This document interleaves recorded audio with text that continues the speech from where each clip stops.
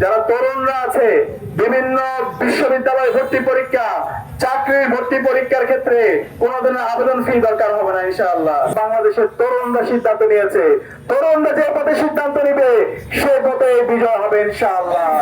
Doctor Shafiqur Rahman বলেছেন, এই নির্বাচনে বিজয়ের মাধ্যমে তিনি জামাত ইসলামের বিজয় চান না, এই বিজয়ের মাধ্যমে তিনি কোন পরিবারের বিজয় চান না, কোন ব্যক্তির বিজয় চান না, তিনি বাংলাদেশের 18 কোটি মানুষের বিজয় চান। তাদের সমর্থন পেয়ে ডাক্তার ফয়জুল হক বিজয় হয়ে আসার পরে তিনি আপনাদের শাসক হবেন না, তিনি আপনাদের সেবক হবেন ইনশাআল্লাহ। যে অধিকার গত 55 বছর জুড়ে এই ঝালকাঠিতে যে জুলুমতন্ত্র কায়েম হয়েছে, যে মাফিয়াতন্ত্র কায়েম হয়েছে, যে চাঁদাবাজি, টেন্ডারবাজি, সন্ত্রাসের রাজত্ব তৈরি হয়েছে, এই সকল সিন্ডিকেটকে আমরা ভেঙে দেবো ইনশাআল্লাহ।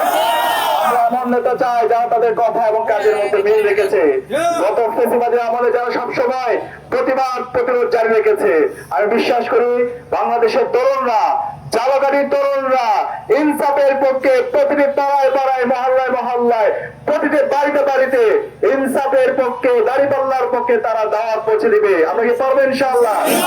আমাদের দুটা ভোট, একটা হচ্ছে গণভোট, এই গণভোটে হায়ের পক্ষে প্রতিটি পাড়ায় পাড়ায়, প্রতিটি মহল্লায় মহল্লায়, প্রতিটি বাড়িতে বাড়িতে আমাদের ক্যাম্পেইন করতে হবে। আমরা কি পারবো ইনশাআল্লাহ? হা মানে হলো আজাদি, এই হা মানে হলো শহীদ ওসমান হাদি হত্যার বিচার। আমরা এই হাকে ব্যাপক ব্যবধানে বিজয় করবো ইনশাআল্লাহ।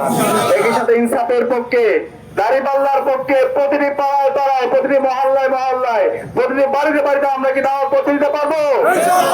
শফিকুর রহমানের সালাম কি পৌঁছে দিতে পারবো? ফয়জুল হকের সালাম কি পৌঁছে দিতে পারবো ইনশাআল্লাহ?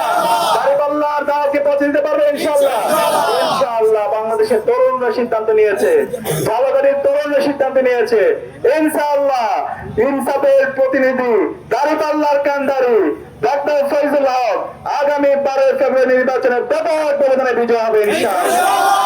সাথে তরুণ যারা আছে আমাদেরকে প্রতিটি কেন্দ্র আমাদেরকে পাহারা দিতে হবে। আমরা কি পারবো? বিভিন্ন ধরনের ষড়যন্ত্র এবং চক্রান্ত হচ্ছে, সুতরাং তরুণদেরকে, আমাদের মা বোন চাচারা যেন সুন্দরভাবে ভোট দিতে পারে, প্রতিটি কেন্দ্র আমাদেরকে পাহারা দিতে হবে। আমরা কি পারবো ইনশাআল্লাহ?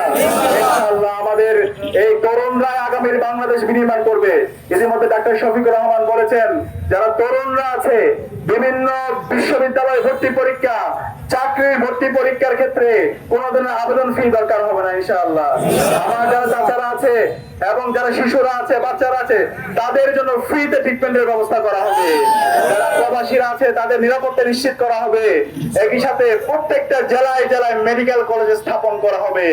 যারা নারীরা আছে, আমার বোনদের জন্য মাস্টার্স পর্যন্ত ফ্রিতে পড়াশোনার ব্যবস্থা করা হবে ইনশাআল্লাহ।